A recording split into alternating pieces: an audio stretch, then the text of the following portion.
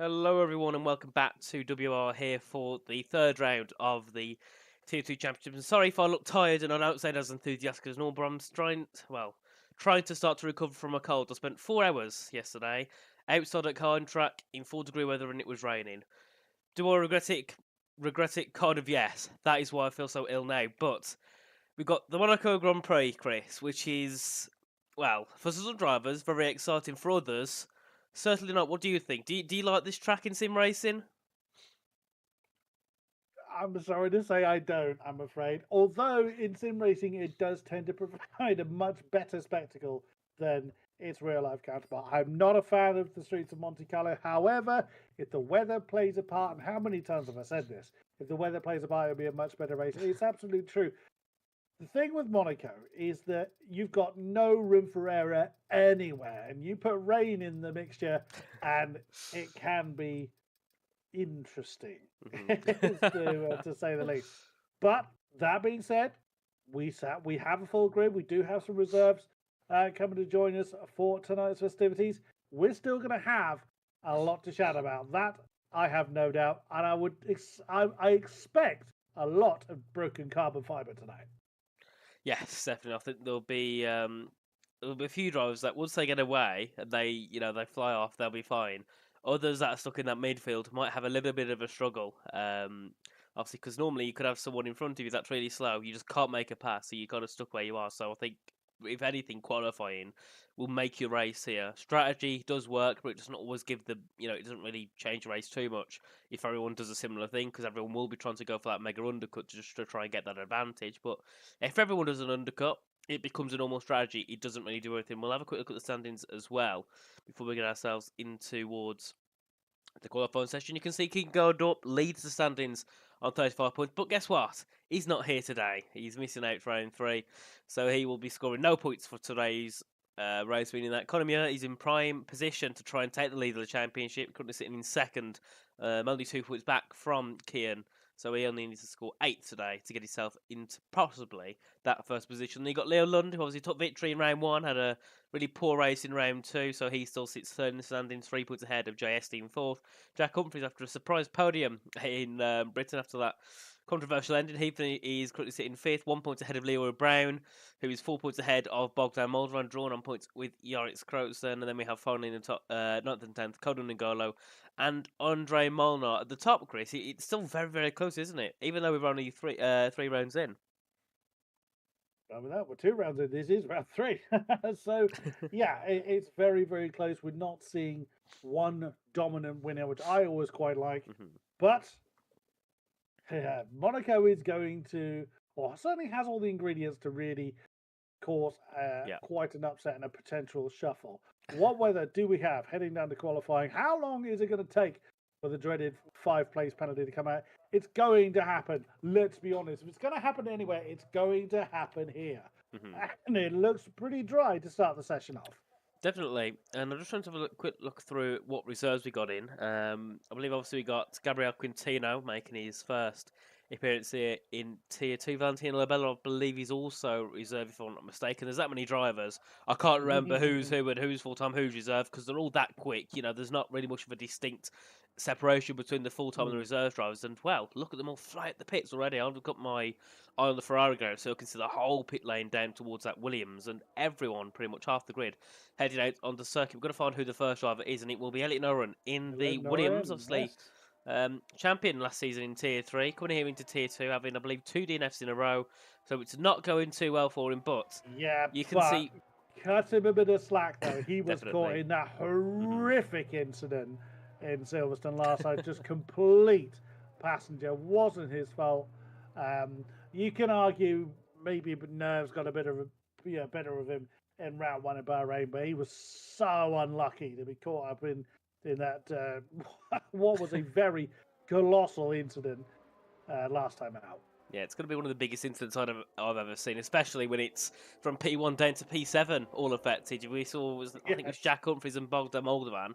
They were sitting 9th and 10th. They, at the end of Stowe, were fighting for P3 and 4, which, yes, I was quite speechless at that point. I didn't quite know what to say. It was all carnage. Kian, even though he had that massive slide, turns out he didn't get hit. He just lost the rear. So I'm glad he Oh, still took wow. victory, because that would have been a horrible way to end the race, wouldn't it? Especially after everyone behind was all crashing into each other.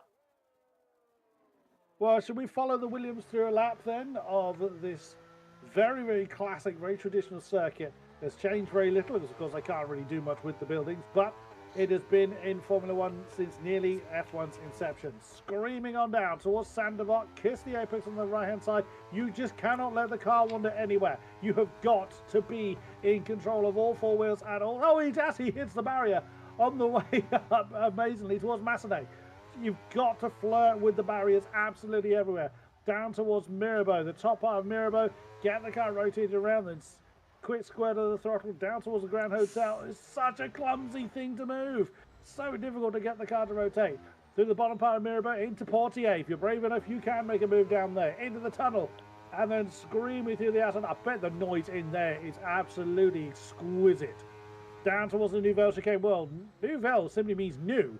It's not new, it's been there for absolutely forever, but it's called the Nouvelle chicane nonetheless. To back, fairly flat out left, or almost flat out left-hander. Then it's the Louis Chiron, Virage Louis Chiron, what was called the swimming pool. Now Rascasse, famous restaurant on that corner.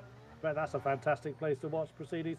The Anthony Nose corner, that's a lap of Monaco. What time does Elliot Noreen get on the board? He's the first man to set a time of 109.2. Is the opening gambit. Yes, that's a very nice lap indeed, as Leo Lunde goes quickest by half a tenth, and then Andres Lopez goes quicker, and he goes over a second quicker than Leo and Elliot. Great lap time, a 108.373. JSC goes quickest with a 108.3, and then Lefty goes even quicker with a 108.167. Remember, Lefty is only 2 points back from taking the lead of the championship, meaning if he can finish in first, he will be about, I think, 15 points ahead, so this is perfect for Lefty if he can keep it on pole, if he can keep it in first throughout this race. We're going to try and find who else is on a lap time. We've got, Dov Sanders heading through to line. We'll see what time he can set as Tom Martin has popped himself into fifth. Goes into 11th position with a 109.228. Joris Kroton as well. He's just coming at the final corner. He's unfortunately invalidated. Bogdan Moldovan coming through towards Porte. What about Valentino Labella? He's also heading at the final corner in the Mercedes. His teammate sitting fourth, Leroy Brown. What can he do? Only goes into ninth with a 109.121.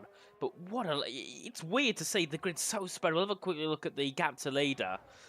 And it's over a second between first and 10th after these first runs?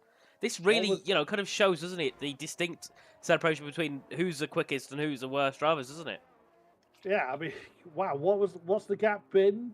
Half a second for the entire field the last couple of races? That's the thing though. Monaco is terrifying to drive at absolute pace. It's always better just to give yourself a bit more leeway than risk slamming it into the wall in these opening laps at least. If qualifying here is the most important qualifying grid in the entire season.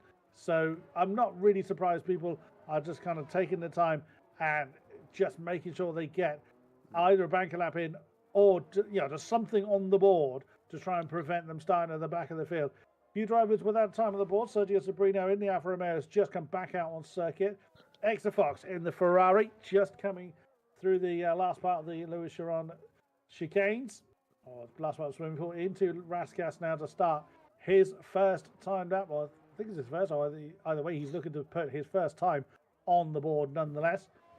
I was surprised actually to see so many people come out so quickly. This is a track that everybody knows. And already Exeter Fox has invalidated the lap. Took too many pixels off.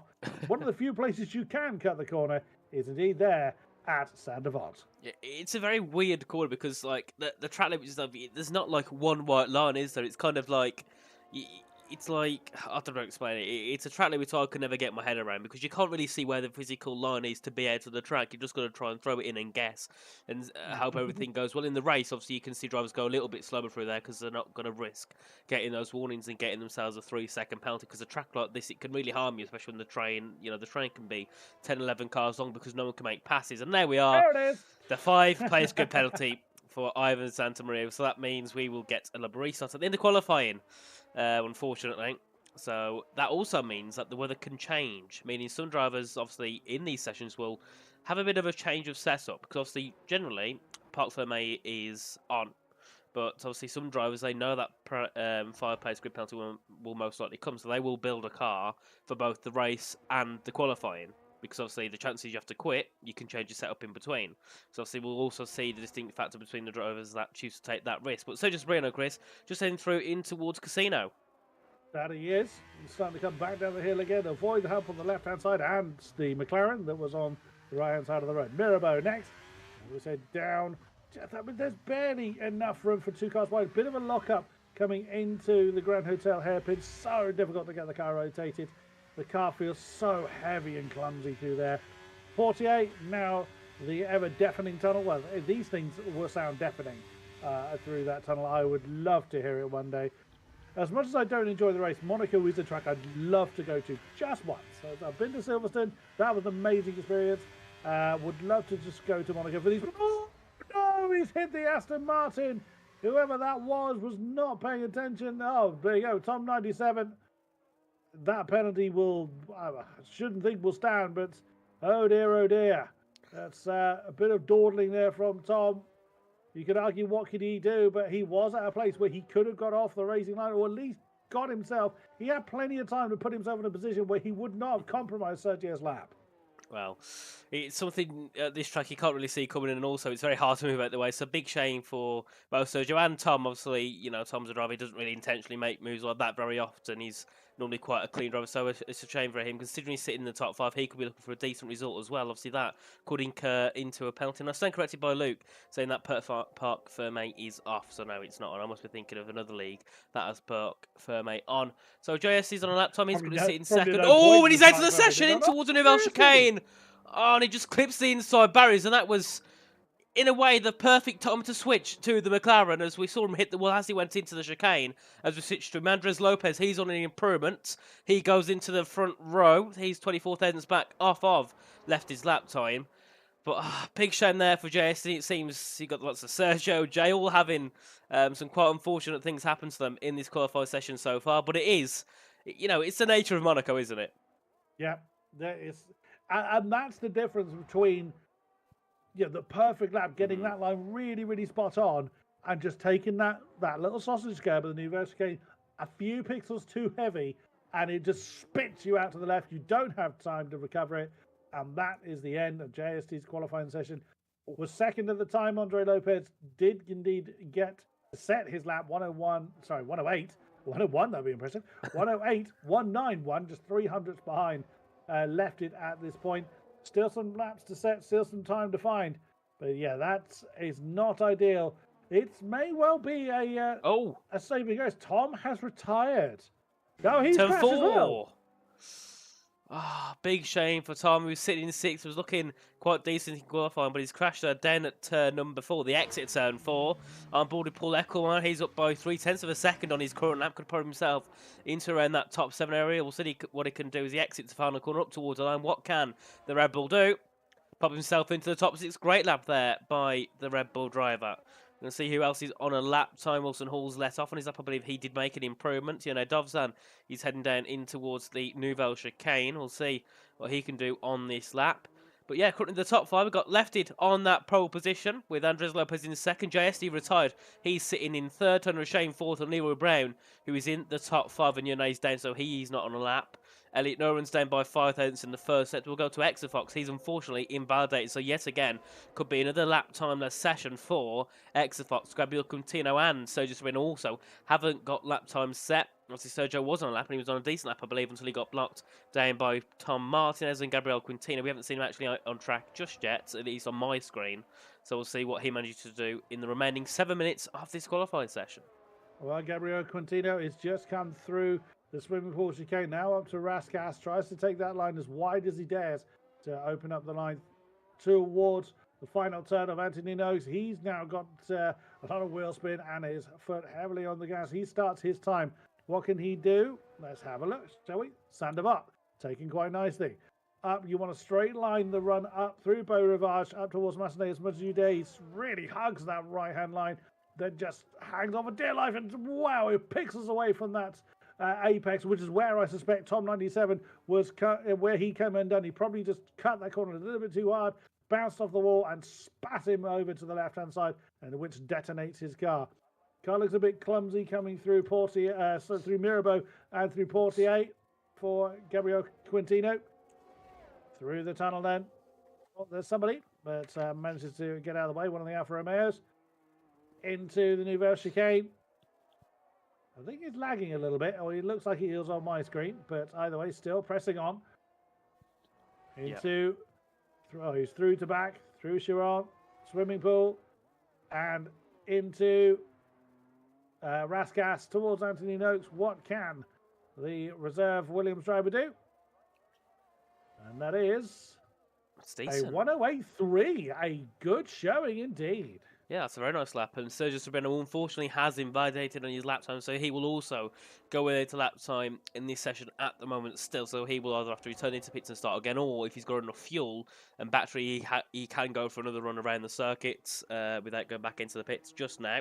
Mark Schluter also on a lap time, currently sitting in 18th position, last of all cars that have set a time, currently on a 109.650. That's Rez Imtiaz into the top 3. Remember, he was fighting for a possible top 5 in Britain, but got caught up in that incident. Unfortunately, got DNF'd on the exit of Stowe. So he will be looking to try and get himself a decent result today to try and get himself some well-deserved points in that Red Bull. Mark Schluter up to the line. He does improve, but only by 80 thousandths of a second. Pops him back into 18th, still 3/10 off 17th position, so it's not going well at all for Mark. And we've got Leo Lungers coming through in towards Tobacco. Hopefully not going to get held up by Williams. He does get held up by Williams. And a big shame there for Leo, but I think he was let off anyway on that lap. As you could see, he's going quite slow. I hope he was anyway. Otherwise, that would be a big shame for the Haas driver, Valentin Labella. He's heading down towards turn one to begin another lap. We've got Wilson Hall as well, who's on a lap time. I'm going to go back to the current pole sitter, which is Lefted. He's up by 37 thousandths in that first set to Leroy Brown.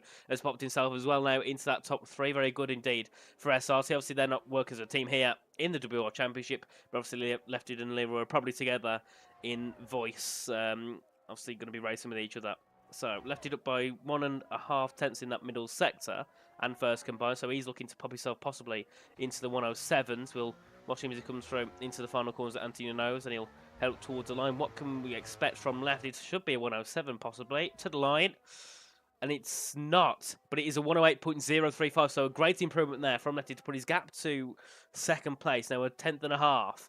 So he's edging that gap even more and more. Tanner O'Shea's on that, but he's let off. He's a 2.5 off in that middle sector. Paul Eckermeyer, he's down by 10th. He's invalidated, so that's his lap we've got time another done. crash. That's Elliot Noren that's crashed on the exit of the Nouvelle Chicane. That's 2 drivers that have come to grief there. And unfortunately, we can't see any of it as all the cars were gone away by the time we could have had a look down at the chicane to see what he was up to. Well, big shame. So that's what, 3 drivers out. We got JSC crashed at the Nouvelle Chicane, Elliot Noren who crashed out at the Nouvelle Chicane, and also Tom 97 who crashed out at the exit of Casino. So if that can happen in quali, God knows what can happen in the race. And I think we'll probably see a couple of these in the race as well. Obviously, we haven't raced it here in T1, of course, but over in PSGL they have raced for the E-Series Championship, and it was rather a clean race, surprisingly, in the fact it was wet. So if we can see them driver standards here, which I'm sure these drivers will be able to give us, as a few of them did race in that race, we could see quite an interesting race, regardless if it is dry or wet. But, you know, Dobbs, currently sitting in P16 with a 109.228. He's just heading down in towards turn 1 at Sandoval. We'll see what he can do on his lap as he comes up the hill now and towards Barrage and Massenet at turns 2 and 3. And you can see just going to the right hand, tucking back to the inside as he comes through. Just get back on the pole, use that throttle for rotation as you head through down the hill now into Mirabone. We'll see what he can do into turn 5. He's 7th down in that first set. A nice bit of drifting through there. Obviously, to be quick around here, generally you need to be able to drift. Some drivers, however, don't have to, whereas most of the time you do need to drift to at least get yourself a decent lap time around this circuit. In towards Portier Gaugier now. Very nice so far on this lap, very clean as he comes through. In towards this long tunnel to the right, then he'll head down towards the Nouvelle Chicane, which has been victim to many drivers so far in this qualifying session. Talks to the inside, bit of a correction, gets back and pound nice and early as he exits that chicane. Now towards the back at the left hand, just throw the car in, just try and use as much power as you can on the exit as you head through now these 2 chicanes down towards the swimming pool chicane. Just hop that curb on the inside. That yellow curb can be quite disastrous, but for Yerne it works quite well. In towards the Raskas, and then in towards Anthony Nose at the final corner. We'll see what time that Yerne can do. A very clean lap from the AlphaTauri. Can he pop himself any higher than 16th? It will go P12. That is decent for Yerne. Hasn't had the best start to the season, hasn't been playing the game as much. So P12 around Monaco will be something he'll be probably quite happy with. He found nearly half a second on that run compared to his previous. So everybody remaining is now out on track, whether they're on a lap or about to start one, or in Gianni's case, just have finished one. So then, even our pole sitter, even left it. The Irishman is out there to try and improve again on his 108.0. Can he get into the 107s? He's flirting very, very close with it. But as always, the biggest problem with Monaco is traffic. So we're into the Banzai phase now. People taking their time to make sure they don't trip over one another, although that has already happened. So it's way with Ivan Santamaria getting the dreaded penalty. And Leroy Brown is going to be the first man to complete the Banzai phase. 108.211 his time. Currently sits him in third. Where will the Mercedes driver rise to? Oh, and that looked like a tail wag on the exit of Casino. Looked like he did hit the wall a little bit. Down towards... Oh, and he's gone for the drift. The view driver's criticising that. And like you say, it's no rule specifically outlawing it. Is it in the spirit of the rules? Well, I mean, that's a matter of opinion, really. It's not really the F1 way, but you got to do what you got to do around Monaco in particular. If it works, it works. That's what I say. It's the entire calendar that's going to be useful. Indeed, as Leroy Nacrum's coming through, he's up by 43 tenths of a second, so that is good enough to currently put him into that P2 spot, depending on what Andres can do. So he heads down in towards the Raskas. Daniel coming through into the final corner. This is his final lap. The checker flag has come out, so you can't set any more new laps in this session. Leroy Brown to line. Can he get himself onto the front row? No, he can't. Doesn't find an improvement. Then we're going to find who is next on a lap. I believe it's one of the Alpines. It'll be Joris who comes up towards them. We'll see what he can do. He stays 13th. No improvement for Joris. The Ferrari, Tony Roche, I think, also stays into his position in 5th. We're going to try and find who's next to come through. Race Imtiaz doesn't find an improvement. Paul Okamar hitting the wall down towards Raskas. Bogdan Moldovan, he's out of the session.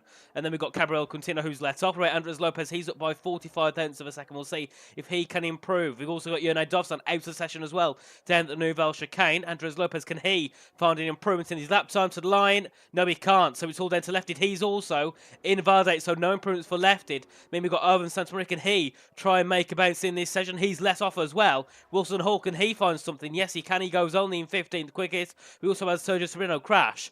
And I think that is the first time, Chris, we've seen one improvement in the final run. That's unreal. But that is, like I said, Monaco is one of these places that just gives us a very, very different result. So yes, we will have to go for the dreaded restart, but it is Lefted on the front row. Joining him is Andres Lopez. Aston Martin now for Romeo. Take row 1. Leroy Brown and Reyes Imtiaz. Row 2. Tony Roche and JST on row 3. Gabriel Quintino and Bogdan Moldovan. Take row 4. Leo Lund and Paul Eschemeyer on row 5. Tom 97 and Ivan Santamaria will be row 6. Yernay Dovsan and Joris Krutzen. Row 7, Wilson Hall and Valentino Labella on row 8, Mark Schluter and Elliot Noren on row 9, with Sergio Sabrino and Exafox. Exafox not setting a time, and Sergio Sabrino not setting a representative time. That sees them at the back of the most difficult grid to make your way through. I think the one driver that will be kicking himself the most is probably JSD. He was 2.5 tenths off pole on his banker lap. I think he will be very angry because I think he definitely had time in that lap. He could have put himself a lot higher than 6th position, but still, after only doing one lap and starting in 6th, it's not the worst thing in the world. And yes, we do have a restart for the race, and we'll see what the weather will be like shortly. So we'll have to head to the main menu. So we'll head back to camera screen quickly as we come to the ending of the qualifying session. Yeah, Lefted on pole. He's done a great job this season so far. Obviously, sitting second in the championship is 2 points back from King Gondorp, so he only needs 8th today to realistically take the lead in the championship. He starts on pole. He can take 25 points, being that gap between him and Kean will be, I think, 21 points or something like that in the championship. So this is Lefted's time to shine, especially when it's round 3. If you can get yourself a healthy, lead in round 3, that really helps you throughout the season because people will be pushing more and more to catch up. And we know a lot, don't we? When someone pushes too hard, sometimes it can definitely end in a crash or a big incident. Certainly here. We've still got other street circuits in the calendar. So speaking of, let's have a look at what we have to look forward to after tonight's race at the Principality. So we head stateside for 2 rounds after tonight. It is Las Vegas until our next destination, and then it is a good old COTA, one of my favorites. After that, that's on the 11th of December. Then a return of Singapore. for round 6. Then to see the new year in for Tier 2 will be on January 8th at Mexico. Then at Portugal. I love Portimao, and I have no bones about admitting that either. On the 16th of January, then it is Spa. Who doesn't love Spa? And on January 22nd, then it is Austria. What a combination. At the end of January, and then to see out the season, a track that has not been seen for quite a long time. It is Shanghai. It's China to see out the season on the 5th of February.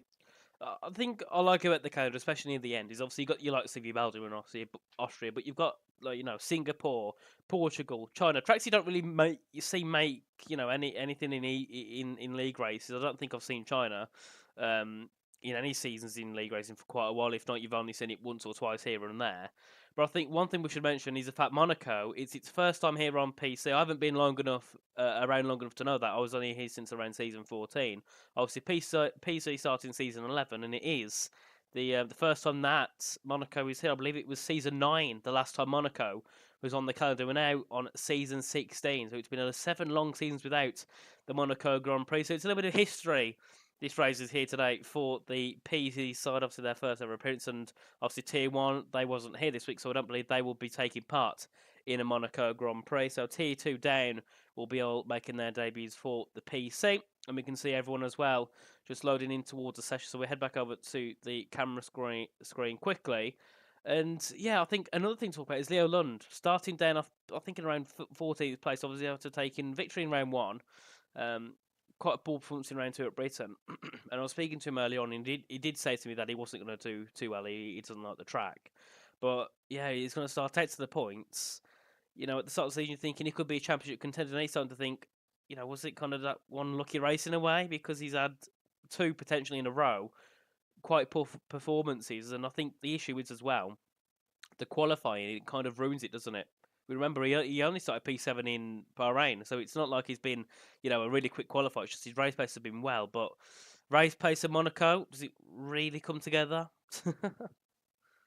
Not generally. It is a circuit that requires, has the least amount of requirement on raw speed. It is all about consistency. It is all about survival more than anything else. You can be the fastest guy out there, but if you're bouncing off the walls, as I inevitably would be, every other lap, you're going to be in the pits every other lap. You're going to be no good to anyone. So it is all about getting the right lines, getting those lines consistently. Consistency is king at a place like Monaco. You could argue it is king anywhere, but there are some tracks that you can kind of make up for a mistake with just speed and slipstream and things like that. Slipstreaming here, good luck. DRS, fairly pointless. So it is just going to be about who is brave enough to make those really big, bold moves. Very, very few opportunities for them. But it's more about forcing the mistake to the driver in front and then capitalizing on when it goes wrong for them. Or if it goes wrong for them, of course.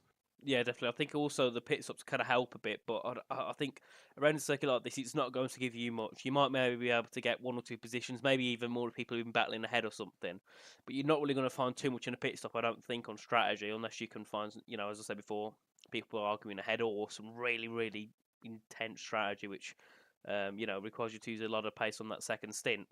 So I think generally, qualifying has probably decided most of the grid. If not, it's probably decided the ballpark of where many drivers will finish. If you start in the top 5, you're probably going to be around somewhere in that top 5 unless you have an incident. Further back, if you started maybe 15th, then you're probably going to stick around that area, unfortunately, unless something else ahead happened. It's all about chances and opportunities of people making mistakes, which really give you positions on a track like this. Obviously, it goes the same for pretty much every track. Mistakes will give you opportunities, but, in every other track, pretty much, there is places to overtake. Here, there is pretty much not. There is places to go overtake. We saw, many times in league racing, people can make moves around here, but people don't like to take that risk because normally with the walls being that close, a bit of wing damage will probably drop you outside the points. Because at that point, then you're just going to defend hard, and you're going to end up obviously locking up more, and it's just not going to end well, is it? That's the problem, isn't it? It then comes down to if you do get that very slight opportune moment to make the pass, do you go for it? Is it realistic? Is it realistic to try like around the outside of Tabac, for instance? Almost certainly not, because no driver is going to hug the inside line off to back because it's not the quickest way to do it. Yes, you're going to try and keep your line as good as you can for the Louis Chiron chicane, but it's not a very big braking zone down there. There's not very many braking zones anyway because you don't get up to speed an awful lot. Inside of Sandoval, yeah, probably. Outside of Macedé, if you're brave enough. If someone's got the run out Sandoval wrong and you're side by side up Beau Rivage, I've seen it. I've seen it work. I've seen it more often than not work. Generally, you're going to start seeing moves into Mirabeau. Certainly the top part of Mirabeau probably will carry on through the Grand Hotel hairpin. I wouldn't be surprised if we see a bit of a traffic jam down there. It's happened in sim racing. It's happened in the real world. I've seen 1 or 2 moves into Portier. That's caught a few drivers out. So Nouvelle chicane, another common one because, again, you have had your right foot on the loud pedal since Portier. But, again, the nature of it is you can fight back on the run down to the back because the run is not very long. So, it's going to be about being in the right place at the right time more than being the quickest driver in a single lap. I'm just looking in chat as well, and people talking about it being an RAG track and also obviously requiring a bit of luck. That is true. Obviously, you've got to get the drifting correctly, and that is unfortunately the mess on this game. If you don't get the drift correctly, you can lose a few tenths. You can do the exact same thing and gain 2 tenths. It's a weird thing, but sometimes it is down to luck. You can gain and lose by doing the exact same thing into a corner. So yeah, it is a lot about luck, I think, sometimes on this game, especially down at that hairpin. But, I think if you're a good driver either way, you'll at least get yourself somewhat closer to the good times, depending how you do in the other corners, because some corners will also require just some very good skill and not that RNG aspect. In the race, it's a bit different because it's not like, people are going to be gaining 2, 3, 4 tenths in a corner unless you're really slow. People will be quite close together on DRS. It will pull you along. It won't, you won't be able to be dropped down the straight. You'll be able to just keep yourself with the cars ahead. Overtaking with DRS is quite rare around here. It's not very often you see someone make a move unless that person's really on the exit if Anthony knows. But it's all about just keeping the cars together and not letting that train spread and spread. Otherwise, then you have people being lapped because the grid will become so spread over the next 39 laps, which is also, I think, the track in this game which has the longest 50% race in terms of laps, which is 39. I think Austria's second with 36. I would believe so anyway. I think you could well be right, but Austria, of course, being a much quicker circuit. It's a longer circuit, but you're on the loud pedal for much longer.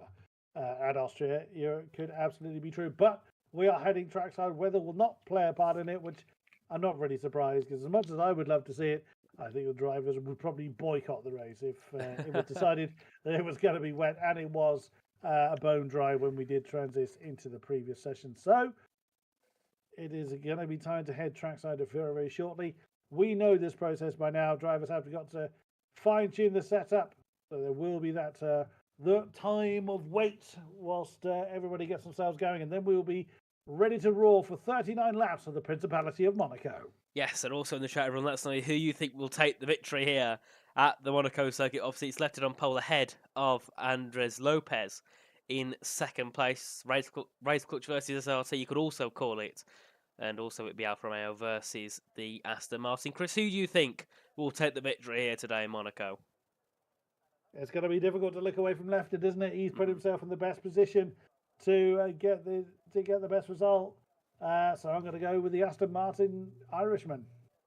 It's fair. I'm going to go with Andres Lopez in second. You took the vote for pole, so I'll go for the guy in second. But we shall get signed very, very shortly, I believe. It's going to wait for the drivers to sort all their setups and race preparations out.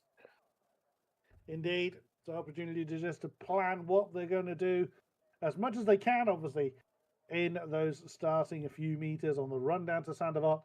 You can have all the game plans you like in your head, and it can all come undone by someone else's mistake. How many times have we seen first turn one incidents at Monaco in particular? But enough time for talk. We know the procedure by now. It is time to wind them up and to let... Oh, well, that's a long old hold. And it's time to let him go. Who is going to be bravest on the brakes? Was the good stuff from Wilson Hall further down the field. And Lefton holds on to that top spot as it's doing side by side. Lots of squiggling going on. I wonder if that was someone into the wall, but it does look like everybody has at least made it up by Rivage and into Massenet for the first time. And Lefton is trying his best to just check out. He's given himself about 0.6 of a second, which doesn't sound a lot, but wow, in just a few corners, that was a great start from the Aston Martin. Look at the different tires we've got. We've got traffic jams. We've got people hitting each other in towards the hotel hairpin. We've got about, you can just see bits of front wing everywhere. X-Fox is in 19th position. I think he lost a couple of positions down towards that hairpin. So Sabrino gets himself through into 17th position. You've got a few drivers on the softs, that being Tony Roche and Elliot Nolan. We've got a few drivers on the hards and also a few drivers on the medium. So different strategies all around the field. I mean, it could be quite an interesting race when it comes to that strategic element. And Tony Roche, we're looking to try and make some moves in this race if he can. He's currently obviously got himself ahead of Race Imtiaz down towards turn 1. Would like to get himself ahead of Leroy Brown as soon as possible to pop himself into that top 3. So we'll see what he can do, but it's going to be difficult to make a pass, even though you're on the better tyres. As look at that gap between Paul Ecclemore and Leo Lund. Actually, Paul and Tom have, I believe, both got damage, and Wilson Hall, and oh my, there's 6 of them in the pits. Wow. 6 drivers in the pits, meaning Sergio Sabrino, who started 19th, is up into 13th. Over a quarter of the field in the pits on the first lap. That's kind of Monaco summed up, isn't it? But wow, I'm watching Tony Roche again, getting the tail wagging on the Ferrari. Big lock up there from Leroy Brown and the Merc. And wow, it's actually lock-ups from everybody. Or near enough everybody coming through that top 4. But everybody else down to, well, Yone Dobzan is falling off the back of the pack. Bit of a gap forming between 9th and 10th here. London and Santa Maria. It's nearly 3 seconds there, so whether he's made a mistake or he's carrying damage to when his pit stop is going to happen. Elliot Naran trying to get side by side with Ivan and Santa Maria. Again, the Williams on the softer tyres trying to make those work. So again, even with those that have come in the pits on the first lap, there's different thoughts on tyre strategy. Yeah, X-Fox on mediums, 4 of the drivers on hards, and Tom 97 going for the softs at this point. Yeah, so you can see a few drivers just going for that undercut strategy, like being Tony and Elliot, whereas us on the hards will be looking to go a little bit longer in this race. So yeah, the strategy will be quite interesting. Sergio Sabrino also headed into the pit, so I don't know if he's also suffered from a bit of damage. He will now drop down probably behind all these because they've technically got a bit of an undercut on him, as Elliot Nolan yet again looking for a move this time around the outside as they head in towards Massey, then it's the inside in towards Casino. Great move there by the Williams to pop themselves into that top 10. You can see as well, X-Fox is also in the pit, so he'll drop down quite far. So only the top 13 haven't pitted after lap 1/2. It's been an eventful start. Tony Roche still trying to get himself ahead of Leroy Brown. That gap's over a second between Leroy and Andrews, and so far Lefty just seems to be on absolute fire. No one matching his pace whatsoever. He's just checking out, isn't he, at this point? He's got, what, 2 seconds between first and third? He's doing a damn good job, isn't he? But Andre Lopez is doing what he can to stay with the young Irishman up top. So he's pushing hard. The RC driver, the race class driver, is trying to keep the pressure on the race at the moment. I love the fact that if you ride on board with the driver coming over the start-finish line, it does look like the pit boards they hang out are going to smack the driver in the head. That always makes me chuckle when coming through Monaco. But I mean, they bounce off of the roll hoop, if nothing else. So who are we going to look at here? Well, look at here, like someone has got someone to play with, except for X-Fox, who's already been through the pits twice in the Ferrari. So almost everybody that has been through the pits has had a new front wing on board. Leroy Brown must be feeling all the pressure on them. Paul Eschermeyer with the fastest lap of the race. No practice, he reckons, for this race, which is a very, very risky strategy, if you ask me. Well, no practice in Monaco can sometimes end well, because, you know, all you need to do is just keep it clean. If you can keep it clean, you're easily going to score points, I think, around a circuit like this. You know, look like Dovsan was quite far down at the start. He's moved himself up into 12 because all those pitting behind for new tyres because they had incidents on that first couple of laps.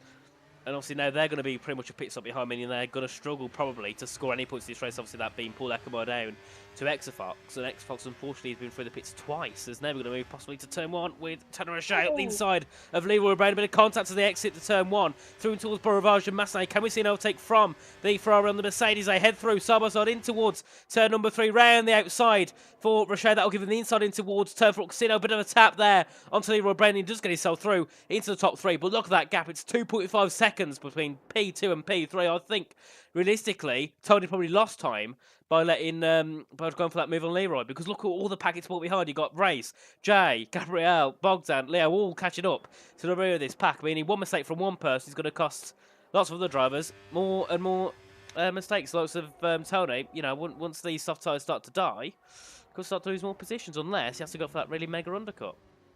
Yeah, he had no choice. He had to do it. He's losing so much time behind. Well, look at the gap now that Tony Roche has managed to build. Now that he's gotten up into third, that's nearly a second already. That's how much time he was losing. He knew he needed to get it done, and he's chasing off after the top two. He would have liked to have done that several laps ago, but it's all well and good me saying that. But it was like we said before, it's having the opportunity and also the bravery to make the move. He went at probably the safest place to make the move, which is on the run down towards Saint-Denis. You've got the runoff area to the right where the pit lane exit comes out. So he had the space to get the move done. 2.4 seconds behind the top two, but nearly a second ahead of Leroy Brown now. The top two are kind of minding their own business now. There's still plenty of locking up of tyres going on, but they're not really pushing one another at this point. They're probably keeping an eye behind on Tony Roche's progress, but right now, it's the field just finally settling into a rhythm. But you know that if somebody does make a mistake, they're going to be ready to pounce on it. Well, I've noticed that Tony Roche is slower than those second and first. He's actually losing time off the lead too, even though he's on a softer compared to tyre. So these softs may not be the way to go in this race, and it seems that's probably likely for Tony Roche because, you know, obviously Leroy Brown is the second back, but he's not really making any inroads into the top two. Leroy's looking to kind of hold up Race Imtiaz as they head through in towards the Rasca. So we'll see if he can now take there. Bit of a slide on the rears from, that's JS up the inside in towards the Rasca. Trying to get himself ahead of Race Imtiaz after that bit of a side from the Red Bull, but just didn't have it quite enough into there. So we'll see what happens as they head then towards turn one. Jay not close enough on this occasion, but it seems JS has got a lot of pace around this circuit. Obviously, making that mistake down at Nouvelle Chicane probably cost him a top 3, top 4 start because he was on some great pace on that banker. Yeah, absolutely so. And you know, I'm riding on board with Gabriel Quintino at the moment, so he's got a great ringside seat for the battle ahead of him. His tyres should be, you know, really optimum now, but so many people locking up coming down to the Grand Hotel hairpin. Fastest lap now for Tom Martinez down in 15th place. He's still caught up behind Paul Eschemeyer, who is on hard tyres. The second Aston Martin, really wanting to get on with the job. 17 seconds separates them from the rest of the pack. Is around the outside of Massenet goes Mark Schluter on Wilson. Oh, they come together, and they've also got Sergio Sabrino for company. Sabrino dives on the inside of Wilson Hall and actually takes that 17th spot that the AlphaTauri had. So we'll see if he can get himself ahead of Mark. Maybe he can as they heading towards turn 7 and 8 at Portier. A little bit too far back for now, but Sergio, despite having that incident on the first couple laps and also not setting a lap in qualifying, he does seem like he's got some decent pace on the back of these drivers. Ahead, currently sitting P17, he's 18 seconds back off P. Obviously, him and his trainer, 18 seconds back off the top 13, meaning they probably won't get anything done, I think, in this race. Unfortunately, they're probably going to be looking to score no points unless a safety car does arrive throughout this race, which I think is definitely quite possible. But Leroy Brown is actually quicker than Tony Roche at this point. That gap earlier on was a second. It's now just a few tenths as they head in towards the Grand Hotel hairpin, and that gap between second and third is nearly 5 seconds. So Tony Roche losing a second a lap on the top two. Left it to Andres Lopez. They will be kicking themselves if they make a mistake now, because they are absolutely sorted, I think, for this race. Yeah, it's interesting that Tony Roche is losing so much time. Does he have damage on the Ferrari? It is certainly possible, because he seems absolutely lightning out of slow corners, but it's through the corners he's losing so much time. So he's either got damage or he's gone from lighter downforce setup than the rest, which would surprise me, because Monaco, you need the downforce. As much as the corners aren't particularly fast, there's no point going for straight line speed here. You just don't get up to a high top line speed in the first place. Either way, that gap now 5 seconds between Roche and the top two, and that's the first 3-second penalty we've had. We've got Paul Lessemeyer with a 10-second penalty. He got off corner cutting apparently, which is a very good trick. I suspect that one will be appealed, especially if there was impact between himself and another driver, forcing him off the road. There are a few places you can cut the corners, Nouvelle Chicane being one of them. So that, I suspect, is going to be the case. But Tony Roche, he's going to be wanting to come in pretty soon, I think, because he's losing, exactly as you say, Nate, he's losing so much time. Yeah, and I don't think Tony Roche thought the tyres would be this bad, because they are really, really poor, aren't they? 8 laps in, and they're really, really struggling at this point already. Normally the softs can hold on for quite a few laps in a race. And remember, this is quite a short circuit, so the 8 laps around some circuits, you know, it's probably about 6 or 7 laps because it's such a short run around this track. So yeah, this is not the most ideal scenario for Roche, but he's done a good job of holding back Leroy Brown, who at some points have been looking for opportunities. But I think, you know, in towards Mirabeau, he did look for a move back there because I think he doesn't want to take that risk on Roche. You know, it is maybe if he doesn't think he's got enough pace to match the top 2, is it worth making mistakes in towards turn number 1 and ruining your race? Elliot Noren is into the pits as well, off of the soft compared at times. We've also got JSD right at the back of the Mercedes of Leroy Brown as they head up the hill, and Joris Krootsen gets a 3-second penalty. He's then in 19th, so pretty much a race to forget for the LP driver. Obviously, he was looking for P2 last time out in Britain with Leroy Brown, and both of those two having a bit of a spin, didn't they, down at Stowe, costing them both the race. Leroy Brown will be looking to hopefully try and get himself a podium this race and try and redeem himself for what happened in Britain. But you can see through there, Tony Roche losing a lot of time, mainly in the slow speed corners and the braking zones. The high speed corners, he's quite fine, and on the exit the corners, he's really quick. It's just the entry. He's just, you know, he's losing a lot of time. Elliot Noren, fresh hard tyres and a new front wing on the Williams. Sees him now on his own in 15th position, but should be good to the end of the race now on those tyres. Everyone just kind of surviving out there at the moment, still trying to keep the pace up as best they can, but that is Monaco, isn't it? Oh, that's another 3-second penalty. That's Leroy Brown from 4th. Ouch. That is going to be potentially very, very damaging for the Mercedes driver. As into the pits now comes Bogdan Moldovan. So I'll keep an eye on him to see what he goes on to and whether he needs a new front wing in the Haas. But the big shame that gives for Leroy Brown now is look at that gap behind. That would put him currently down to P9 from P4. This is a big shame indeed for Leroy Brown. So ideally you think now he'd want to try and get himself ahead of Roche and just try and check out, get himself some pace, try and bring that the effect of that 3-second penalty down. You can see pushing Roche through to turn 5. Pretty much being pushed as well by JSD towards the Grand Hotel hairpin. But yeah, you know, it's that effect of no one can get through. Even though you're quicker, there's just no way through unless you send a really, you know, ambitious dive into a corner, which most likely is going to end your race or at least give you some damage or a penalty. It's not worth it, is it? Not generally, but that's easy to say at this early stage of the race as Bogdan Moldovan has come out on medium tyres. No new front wing for the Haas. Now that in itself will gain him what, 5-6 seconds at least on those that have had to have a front wing. So the fact that Bogdan Moldovan has managed to keep the car out of the wall so far, it's all automatically going to gain him time on his fellow competitors. And still no sign of the pit stop moving from Here's another penalty. It's JST right behind Leroy Brown. Well, again, that's going to be painful for those two. It will, but it helps. The McLaren very, very close to the tail end of the Mercedes, which is pretty much where he's been all race long. Indeed, and there we can see possibly some moves from Gabriel Quintino now sits back. But yeah, this does help the likes of Racing Tez and Gabriel Quintino. They're looking to take an extra 2 positions because of these penalties. And they finished P5 and P6 instead of P6 and P7. So that'd be very good for them indeed in this race. And we've also got Leo Lund sitting in the top 8. He'll also gain a couple of positions on this, so he'll be sitting about P6. P7, P6 in this race. So, yeah, a lot of work needing to be done for any drivers. And Leroy Brown and JC think by now they're going to push as hard as they can, get ahead of Tony Roche, who they know is performing quite slowly at this point, and just try and gain some time. Otherwise, they're really going to be under some compromisation when the race starts to unfold and the pack starts to get a bit closer. But the gap between second and third is nearly 8 seconds. So an undercut or overcut at this point, any strategy wouldn't really eliminate Andres and Lefted from their P1 and 2 at this point, unless they make a big mistake and to change a front wing. So I think, you know, if they keep it mistakeless, they've probably got this 1-2 sorted. Anything can happen, though. One Indeed. mistake is all it takes, particularly here at Monaco's. Yannick Dobzan gets very, very close to Ivan Santa Maria, but no dice down at Sandevot. I'm a little surprised that Tony Roche hasn't come in yet. Bogdan Moldovan, unsurprisingly, gets the fastest lap with the freshest tyres on the field at the moment. Yeah, I'm a little surprised that Roche's not chosen to come in. He's looking to go into medium tyres to see him to the end of the race. But is he going to cost himself more time than he will potentially gain by doing that?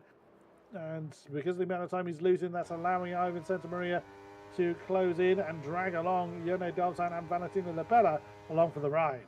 The thing is, I wouldn't be surprised if we see Gabriel Quintino in soon, because he's on mediums. He can go to a set of hards. So I would expect to see him in quite soon, so we can get out this train and just give yourself a bit of free air. The reason that some of these hard runners can't pit now is because, you know, the mediums, I don't think they're maybe the strongest tire to take from lap 13 to 39. Maybe in about, you know, 10 laps on they could be, but I don't think now pitting onto mediums will be the best strategy. So Richet into the pit, so he will dispatch off those softs. We'll see what strategy he goes on to.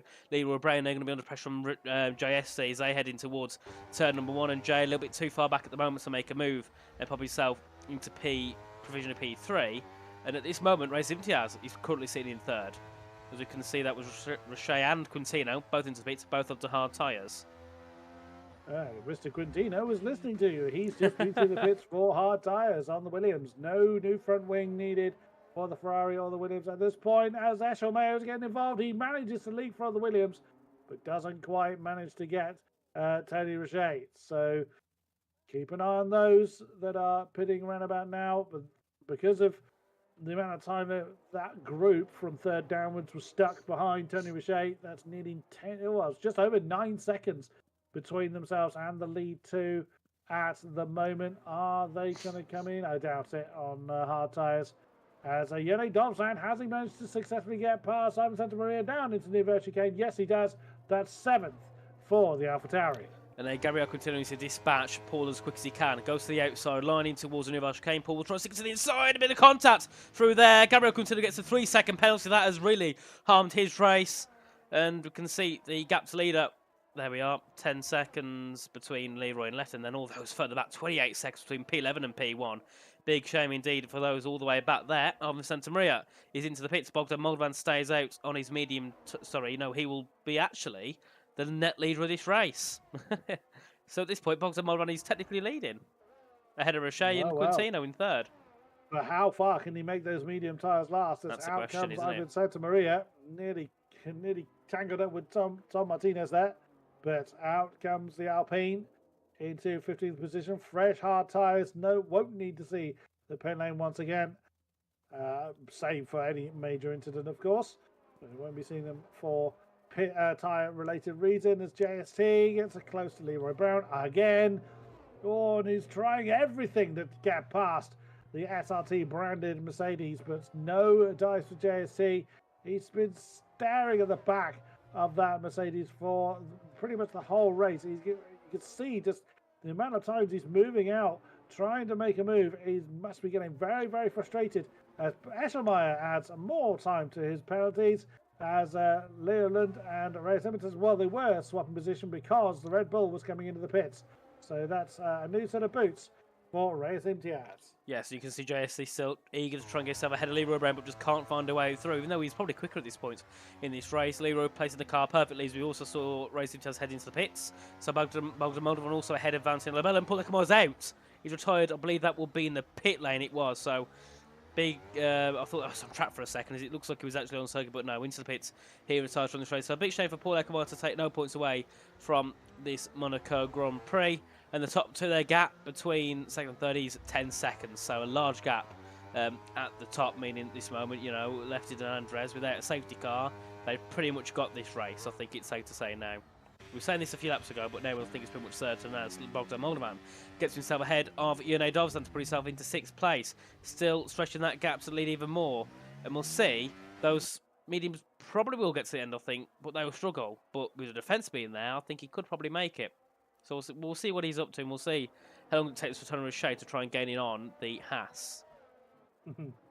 We will see. We will definitely see. I think if they do make it, those mediums, they will be utter sponge by the time they get there. They will be very, very difficult to hang on to, as I think Paul Eshelmayer's Ghost is parked itself around Mirabeau somewhere. And still no sign of the pit lane for several drivers. I'm running on board with Reyes Imtiaz as he stares at the back of the Williams of Elliot Naren. Coming through Sandoval. Again, just trying to fathom where he can get the advantage, where he can get enough of an advantage to make the move as Sluter is into the pits in the McLaren. Yeah, so we'll see where he comes out. So he's currently sitting in P18. Will he come out ahead of Exafox? I don't know. I think it'll be close between those two. But they are pretty much fighting for P18 and P19 in this race. Ray Simtiaz in P12, right behind the back of Elliot Noren as they come through in towards Portier. In the top two, you can see that gap, 7/10 of a second as they come through, and then that gap to Leroy Brown hasn't really grown, but it's kind of just stuck where it has, hasn't it? 10 seconds-ish between those guys. So we'll see when the likes of Leroy and Jay decide to go into the pits, but I don't think it'll be that long because I think Jay might want to head, well, as I say, heads into pits because he doesn't want to be stuck behind the Mercedes too much longer, try and get himself into some free air and try and push through this race. So Leo Lund passing through, he's probably himself into fourth along with Bogdan Moldovan, who is the net leader of this race on those 7-lap old medium tyres. Then currently sitting in at second is Roche, who's currently in 8th on track. So we'll see that gap between Bogdan and Roche is about 6.5, 7 seconds. So we'll see how long that Haas can hold on to those tyres. But I think Bogdan should get to the end. I don't think he would have pitted if he didn't think he would. It's early as JST's come out right in the middle of a group of cars, all squaddering position. He's right behind Elliot Naren and Ray Simtiaz, with Ivan Santamaria all over his diffuser as the McLaren nearly shoves his own way into the wall. This is not what JST needed. If he was going to try and perform the undercut, he needed free air, and that is exactly what he hasn't got, being stuck behind the warring Red Bull and Williams. Yeah, and one person he helps is Gabriel Quintino. He's got that penalty. He's 6 seconds now ahead of Elliot Noren. And that gap, I think, they was right behind each other, wasn't they, when they came out the pit, when Gabriel came out the pits. But now all this holding up from the other Williams has really helped him. So, Ray Simtiaz looking to get himself through, but just can't find a move on that Williams just yet. So I think he probably can get him down towards turn one. Lefted into the pits onto a set of medium tyres. So he thinks that those Williams can go the next 20 laps in this race. We'll see where he comes out. And I think he will come out just, we'll see, we'll go on board with him. As he comes out the pits, he comes out behind, no, he comes out ahead of Jonas. So perfect there from the Aston Martin to put himself ahead of this train of cars, and Tony Roche sitting right behind. So Tony Roche has gained a lot on this undercut, but those tyres will be a lot slower as now you can see Tony just trying to fight his way past Lebella in towards turn number 5 they go. And there we are, move forward, Roche into 7th position. Lebella going to try and fight back, but can't do much as they head down in towards the hairpin. Tom Martinez also into the pits onto a new set of mediums, so that's him done on his soft tyres, so he'll drop down to P17. So we'll see if he can try and do anything in this race, but I don't think that's possible at this current time. Ray Simtiaz finds side by side with Elliot Noren through in towards Portier, a bit of contact as they come through, go side by side at the exit, and that is not normally a place you see people battling. We're going 3 wide through the tunnel. We are going 3 wide through the tunnel. JSC up through 2 of them. You can see, going to try and get himself around the outside of Elliot in towards the braking zone for the Nouveau chicane. Does get himself ahead. Elliot will push him a little bit wide. Then Ray Simtiaz will try and make through, and they're all coming to contact. J-Lu's in time. Race stuck behind us, 2 wide. You can't get a car through. Oh, and there's contact, and they're both into the wall. Elliot and Jay into the wall. Oh, and what a shame for those two. JS, he was looking for such a good race, and now has pretty much had it all done and dusted, as Andres Lopez also enters the pit lane. Oh, you never want to see it. It was looking good for a while, but sadly, just the tangle there between JST and Elliot Naren has brought that battle to a screeching halt.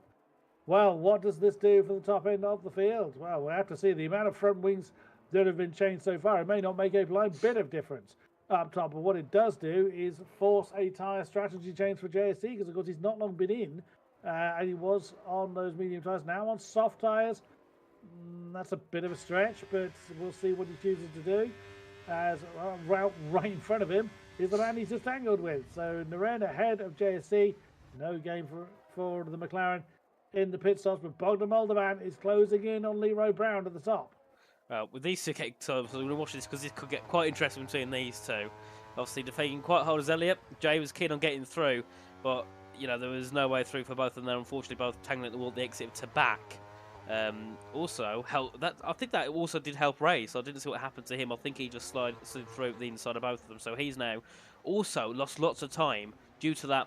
Due to that big hold up with the Williams and the McLaren. So they're heading down towards Portier. Lefty will see, can he get an overtake possibly on Leo Lund? He's looking to get past people who haven't pitted, and he has pitted onto a new set of medium tyres. They head down in towards the Mirabeau, and the thing that helps Andres, he's been stuck behind the Haas, brings him right into contention to possibly fight for the win and get himself ahead of Lefted. Well, we will see as Sergio Sabrino is... Oh, he's in the pits. That's why he's falling down through the field. No front wing needed for the Alfa Romeo. Just new medium boots for him. So Leroy Brown and Leo Lund have not, well, it's actually several drivers that JST haven't been in the retired in pit the lane, pits. and that is JST out. He's had enough of this race. He's retired in the pit lane. That's our second retirement of the night. You can understand the frustration. They really was on for a strong result, but sadly tangling with Elio Noren brought an end to that as Andre Lopez is trying his best to find his way past Bogdan Moldovan in the pits. Now, after 10 laps on the medium tyres, a curious decision there. Did not expect that. Was there a new front wing needed for the Haas? No, he's just opted for a fresh set of hards. An odd choice. But 10 laps on the mediums, he had plenty of life left on those tyres. It depends. He obviously went to the pits on something. Did he start on the mediums? If so, that's why he wouldn't be able to make that one stop work. So, Andres Lopez now back into P2 ahead of Leo Lund, who stays out on his set of tyres. That gap between first and second is 1 second. Obviously, you could see Andres got held up by Leo for a short amount of time. And that has helped Lefty, because now that gap is over a second. I mean, there's no DRS, no Andres Lopez being pulled along down. That starts straight in towards turn number 1. So, the net top 3 is Lefty ahead of Andres, ahead of Turner Roche. And the net 4th is Gabriel Quintana, but has that penalty, so he could lose some time, especially when the lights of Ray Cynthia start to close up on that battle. With a caution somewhere, I believe that was one of the, that was JST's car, I think, just moving out the way. Valentino Labella gets a 3-second penalty. And I'm trying to find Leroy Brown. He's standing in 11th, so no points at the moment for Leroy Brown, but there's still a couple that has to come into the pit, so I don't think that strategy has worked for the Mercedes just yet, but we'll see what happens. Completely missing front wing for Exafox, so he's had an incident somewhere. He's down at the tail end of the field, but he's choosing to continue as Leo Lund and Tony Roche try and swap positions down at Sandoval. The Haas trying to make the move on very, very worn hard tyres. The Frenchman in the Ferrari denying that advancement from the Haas, as he's got 3.8 seconds to try and close in on the top spots. So Tony Roche trying to get on with it. As the top 2, Lefted and Andre Lopez, someone minding their own business at the moment, but the Alfa Romeo staying very much in the tyre tracks of the Aston Martin. Yeah, and I think the top 2 yet again will probably check out, because you can see Tony's in 3rd. He's on 9-lap old hards. The top 2 run 3/4-lap old mediums, so they're definitely going to lose. So I'm probably going to be about half a second to a second a lap between the top 2 and Tony Roche in 3rd. You can see Valentino Labella right at the back of Unedovso as they head down in towards the Nouvelle chicane. They have yet to pit along with Leo Lund, so that will bring Leroy Brown into around 8th position. Obviously started in the top 4, so a big shame to see him possibly only be able to suffer for 8th with that penalty as well. Could also lose him some time, and also maybe position. X-Fox has a 3-second penalty, so that's his race pretty much done. You can see he's 45 seconds back off 17th. He's completely out of his race. Big shame for X-Fox, just hasn't had a season he would have wanted at all, has he? Everything that could have gone wrong has gone wrong. Pretty much, yeah. It hasn't been the introduction to Tier 2 that he would have liked, but still pressing on in there. He's in the pit again. What's he doing? This fresh set of softs this time. No nose on the Ferrari. He's deciding to fastest lap of nothing else, which is a difficult enough feat to achieve. Here at the Principality, as I'm looking at Bogdan Moldovan, he's gone down the outside of Ivan Santamaria, who's trying to up in Mirabeau. He's got the inside line of the Grand Hotel. It's gone a bit deep, but the Alpine's not having it.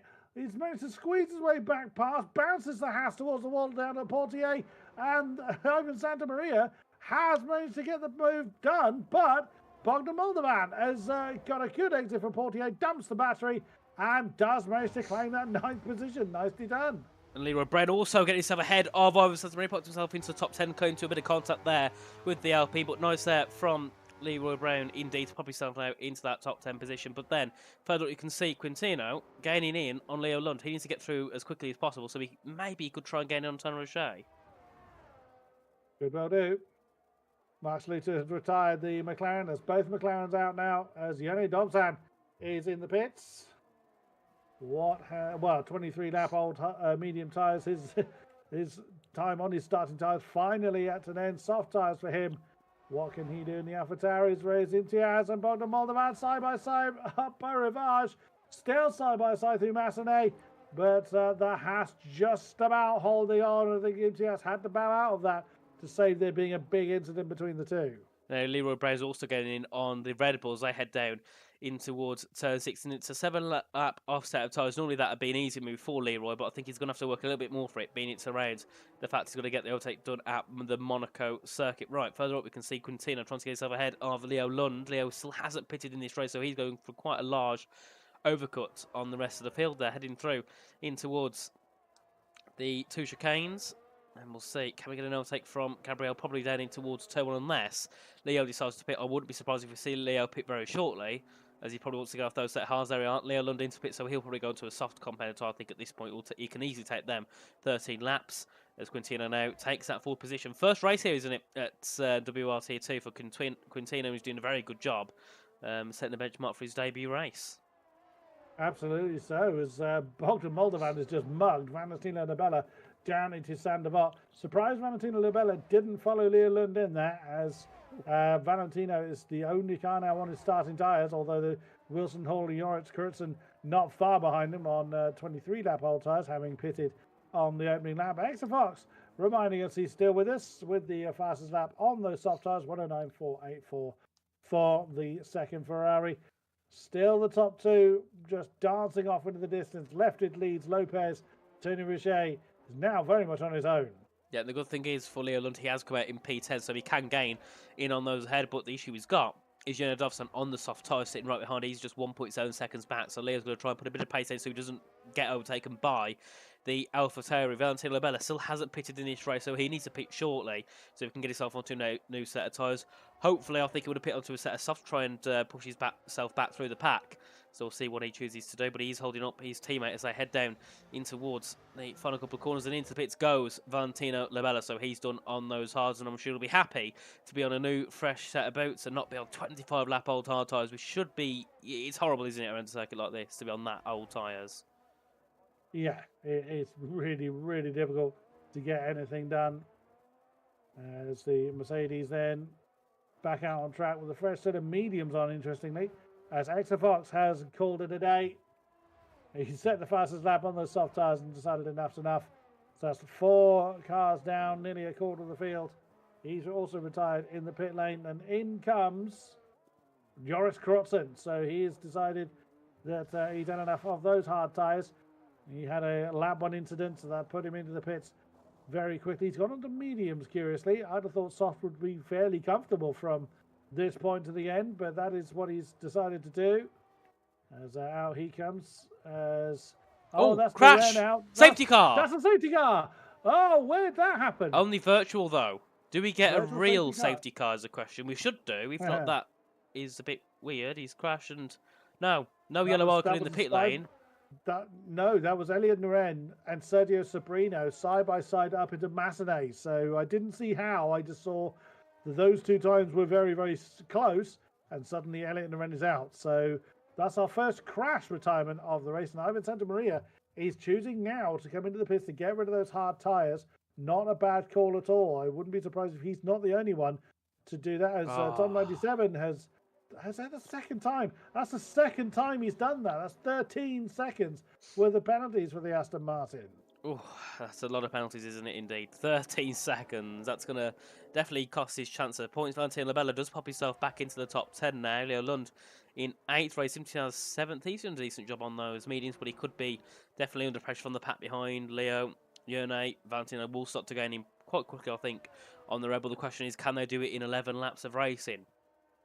Possibly, but I don't think it will be that likely. If it was like Lefty and Andres being having to gain that 7-second gap, probably, because those two have seemed to be the quickest drivers out of everyone so far in this race, and they're not stopping just yet. They've got a 13-second gap to 3rd place. Obviously, that being Tony Roche. DRS has been enabled, which means we're back to green flag conditions in this race, and look at that. Great reaction from Andres Lopez. They head into turn 1. We could possibly see a fight for the lead, but Lefty has got that advantage of being ahead. He can block the car by placing the car into the perfect position in towards the corners, meaning Andres has probably got nowhere to go ever. It's such a difficult place to try and send a move. We'll see. Can Andres go moving towards Mirabeau? No, he's too far back in the braking zone. Actually has a bit of a tap on the Aston Martin as they head down, but there's no way through at all. You're just trying to find a way through, try and take an alternative line, but that also can cost you a lot of time. That it can. But we'll see. I mean, these two have been dueling for quite a few laps now. So you think Andre may well have sized up his opponent and seen where he could potentially make the move, but equally Lefted knows where he is strongest and he is not so strong and will look to block at the points where he hasn't quite got the edge over his challenger, I should say, the chasing Alfa Romeo. Oh! And I was actually riding on board with the Alfa Romeo. He just turned left a little early, coming out of the swimming pool chicane, cut over the road, over the bumps, and that was a slam down 3-second penalty. Well, Lefted need not care what Andre Lopez does at this point. He just has to finish near him, and that victory is his. Yeah, big shame that that's crossed him, and Joris Krozen yet again with another 3-second penalty. We'll have a quick look at the penalties on the screen, as we can see. 3, 3, 3, 3, 8, 6, and 6. So lots of penalties across the board for drivers here in this race. And I think Bogdan Moldovan here will be looking to get himself ahead of Gabriel Quintino as soon as possible, because that gap's down to 0.4 of a second. Obviously, he's not going to be close enough to Andres Lopez to make any advantage of that penalty, but he's close enough either way to get himself into fourth, which, you know, after I think it was also a P4 in Britain, Bogdan Moldovan's doing a great job, I think, here in WR Tier 2 this season. Definitely a different story to last. I don't believe he got many points scoring finishes last season. Here he's going to look for fourth and fourth in the first 2 and 3 rounds. So just sprint out into the pits. Leo Lund looking for a move on Ray Simtiaz. Look how quick he's brought that gap down. Wasn't it 7 seconds beforehand? It's now 0.4. Oh my, that gap has come down very quickly. Hasn't it just? So then, battle forming, as tends to happen, doesn't it? Once the pit stops are dealt with, that's when people kind of throw caution to the wind. Sergio Zabrino just coming out at the tail end of the field, right behind Joris Krotzen. So now soft tyres on the Alfa Romeo. We'll see what he is able to do. Leo Lund is close to the back of Reyes Imtiaz, 14-lap-old tyres on the Red Bull. It's going to find it very difficult to defend against the freshly reshod Alfa Romeo of Leo Lund with Yone Dovzan in the equally, well, nearly as fresh soft tyres. Never mind about that. Before he even finished the sentence, Leo Lund commits to the outside line to Sandoval, forces Reyes Imtiaz into a braking position. Can Yone Dovzan capitalise? No, not quite. The AlphaTauri's got to bide his time. Oh, what a move from Yone Dovzan. Saw the Reyes Imtiaz had gone wide and just barreled through the inside line. That is brave on the inside line of Massenet. Look, this battle now. Gabriel Quintino decided to hold up the likes of Bogdan Moldovan and Leroy Brown as they head down. There was all a couple of tenths apart as they headed in towards Casino. And they head into the braking zone for the Nouvelle Chicane. Bogdan Moldovan right behind the back of the Williams. And we've got Leroy Brown just following suit right behind the Haas and the Williams as they head in towards Tabat. They go. And I think we've got some interesting battles probably forming in this race. Leo Lund under pressure now from Yone Dovzan for P7. We've got a battle for 4th, 5th and 6th. And potentially a battle for 1st and 2nd, depending if that was like a double... has Bogdan had an issue? He's ghosted. He ghosted briefly. I saw that, but he seems to be solid again. Yeah, but as I said... Leroy Brown very close to the back of the house. But we could have a fight for the lead, couldn't we, depending on if that penalty is deemed unfair for Andres Lopez. Potentially. And, you know, it is possible, but from certainly the penalty point I saw, it looked fair cop to me, but that doesn't mean that the previous two were incontestable. That's between Andre and the stewards. Oh, Joris. Krotzer now. Oh, that's down at Nouvelle Chicane.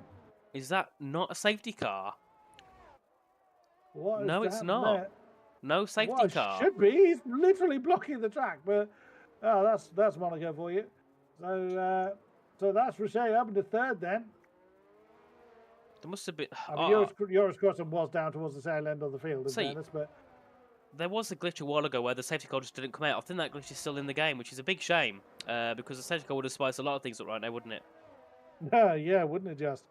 Would definitely have given us a mad, frantic battle for the last few laps, but not this time, unfortunately. We'll have to do our battling on track. Indeed, and we've got, out of the 14 drivers left in this race, half of them with a penalty, which is not something we like to always see.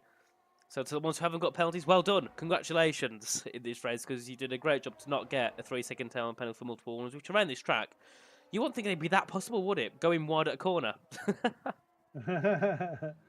Well, Lefty has gotten his foot down a bit. He's now got himself about a second between himself and Andre Lopez. So the Aston Martin trying to push on a bit, and it could be because Lopez has got very little battery left. He's hovering around 10%, whereas the Aston Martin has got about half still in the tank. They're stuck behind a couple lapped cars, and maybe this is a chance for some DRS down towards turn 1 for Lefted. I think he will get some DRS down towards turn 1 if he's close enough. No, he wasn't close enough, I don't think, on that occasion to get DRS. Lopez just behind his teammates, obviously on track. Obviously, they will be ghosted so they can fight through. Valentin Labella now ahead of Ray's Imtiaz, so Ray's down to P10. Unfortunately, that undercut definitely hasn't worked for him in this case. I think he must have gone a little bit too early on those tyres. He'll take those medium tyres, 21 laps in this race, which is quite a length on those set of tyres. Roche also taking his tyres and Quintino taking their tyres quite long. They'll take them 25 laps on the hard tyres. It can be done because Leo Lund and Valentin Labella did it. But obviously they'll be under pressure even more from the likes of Bogdan Moldovan, who went from around the outside there, trying to get himself ahead of Gabriel. Just wasn't close enough at that time. But there's 5 laps left to go. If Bogdan can dispatch Gabriel now, with maybe Leroy Brown, they could actually try and gain up to Tony Roche. Yeah, he's having a storming debut, isn't he? Is Quintino. He's putting up with a lot of pressure from Bogdan Moldovan. As we know, very, very experienced league racer. I confess I don't know much about Gabriel's racing history, but nearly side by side coming out of the tunnel. It's quite a bit of a tyre advantage on the Haas behind him. Oh, but Bogdan gets a terrible exit from the Nouvelle chicane. That gives Quintino a bit of breathing space, and that's a bounce off the wall for Bogdan Moldovan. Give him a bit of damage. Well, try and see if we can see the front wing of that car. I don't think there is any damage on the Haas, so I think he's caught it safe just for now. Leroy Brown will be kicking himself. He wants to get himself ahead of these two as quick as possible, but he just can't find a way through on either of them because Bogdan's trying to find a way through on the Williams, and if he can't get through on the Williams, neither can Leroy Brown get through on the Haas. So he's literally just stuck in this train of, well, you know, if the one ahead can't get through, you definitely got no chance of getting through. Very true indeed. But they will be continuing to play this, you know, game of punch and counter punch, essentially, just trying to keep the pressure on and see who cracks first. Still plenty of locked tyres coming down into Grand Hotel Hairpin. Quintino, 21 laps on those hard tyres. You'd think he'd be easy prey for Bogdan Moldovan with 7 less laps on his tyres, but the Williams just doing exactly what he needs to do to keep the Haas behind. Just get the traction where he needs it. Doesn't need to be the fastest, just needs to know where to defend, and that's exactly what he's done for quite a while now. Yes, he may well have dropped him out of podium contention by about 10 seconds, but I mean, he's doing a sterling job of hanging on to 4th. Oh, that looked like a bit of a mistake there from Quintino, but unfortunately Moldovan could not capitalise. He had a look on the inside line coming up towards Raskas, but just couldn't get the traction when he needed it. But look who's gaining. Leo Lund. He's already closing in onto the back of this train. Meaning if he can get himself within 3 seconds of Gabriel and Leroy, he can get himself into P5, which considering he started at the top 10 and I was doubting his chance of points, well, it's looking like it could be, it could be quite well for Leo Lund. Also, Dovsan looking to score his first points this season as well, currently in the top 8. Looking if he can stick himself with Leo Lund, could also try and move up into P6, depending on how far back he is from Gabriel and Leroy Brennan's. Tom Martinez having a bit of a fight with Ivan Santamaria into turn 4 at Casino, and the Aston Martin does get ahead of the Alpines. They head down in towards Mirabel, but unfortunately no points for Tom Martinez today. Very close to them, but just not quite close enough to get himself a bag of points. Right, Bogdan Moldovan not close enough to get himself ahead of Quintino as they head down in towards the next complex of corners. And I think at this point,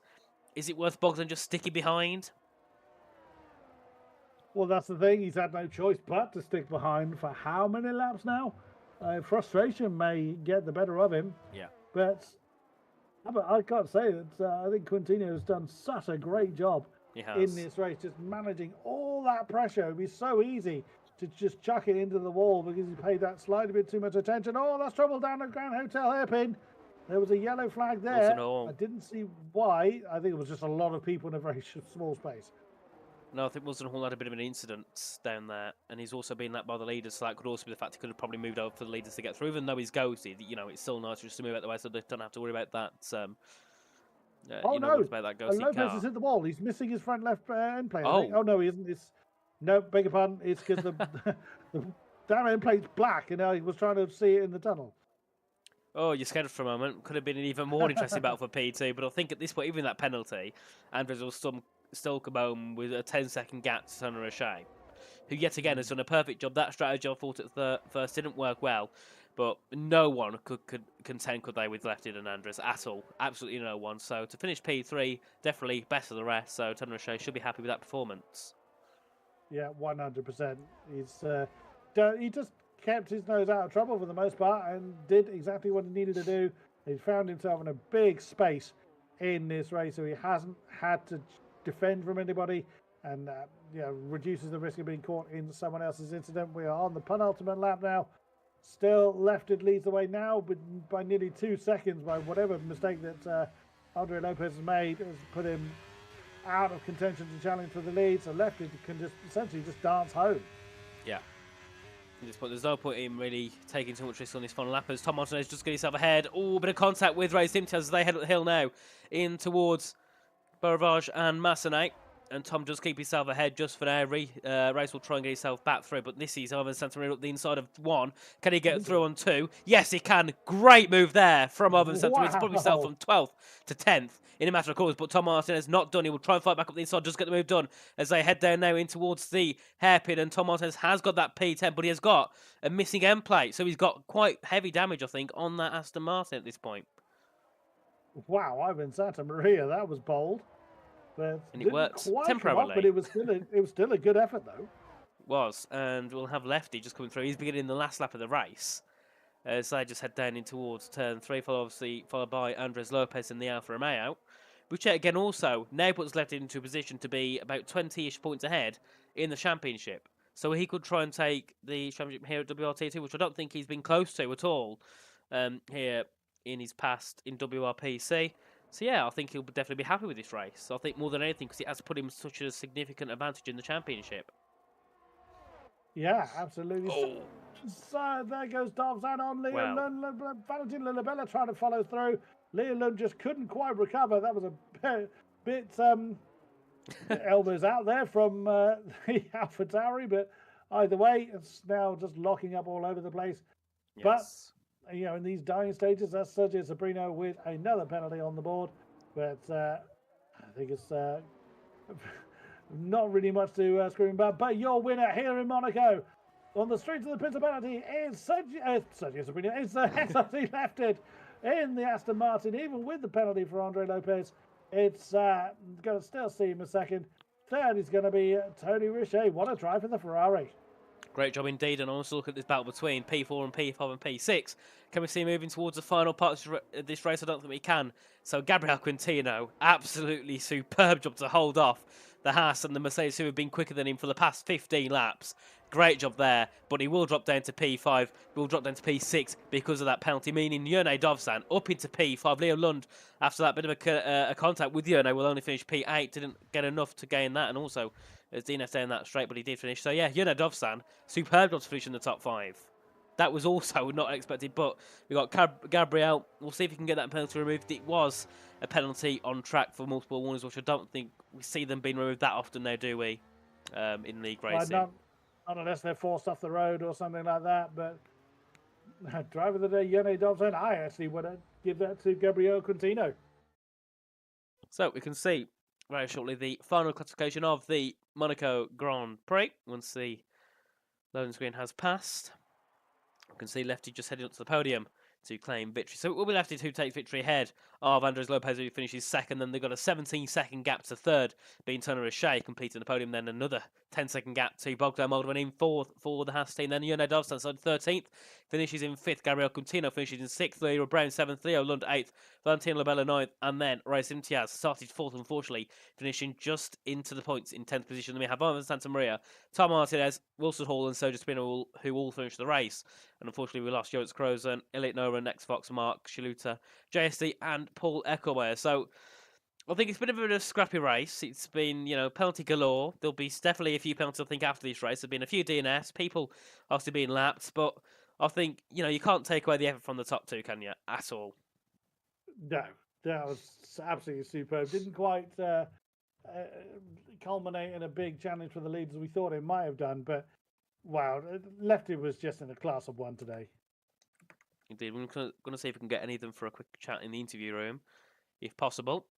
It would be great to have a chat with these. Not Paul Eckham, I know he wasn't the one who took Purdy, it was Tony Richard. There we are.